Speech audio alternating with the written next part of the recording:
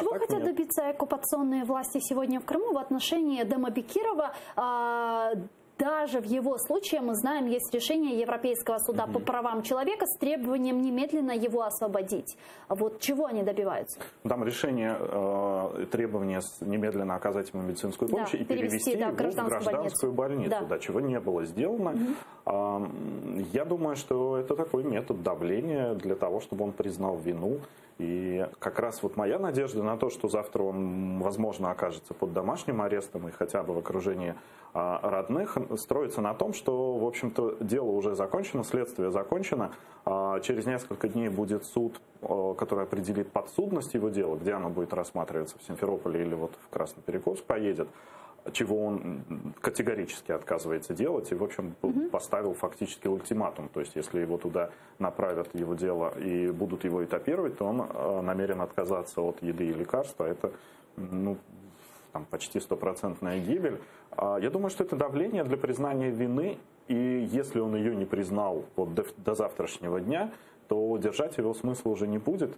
И я вот уповаю только на какой-то вот рациональный расчет. Ну вот что касается ультиматума, вот как вы считаете, сейчас в информационном пространстве, да, та голодовка, возможно, которую объявит политический заключенный Эдем Бекиров, она будет эффективна? Ну, смотря что считать эффективной. В информационном пространстве спустя 5 лет практически неизменного состояния Крыма юридического и неизменного состояния нарушения прав человека на территории полуострова вот постоянно на протяжении 5 лет, понятно, что информационное пространство реагирует сейчас очень прохладно. И любые новости из Крыма сейчас гораздо менее востребованы, гораздо менее СМИ, прежде всего и журналистами, гораздо менее расходятся, гораздо менее вызывают какую-то реакцию, а значит эффект и какой-то результат.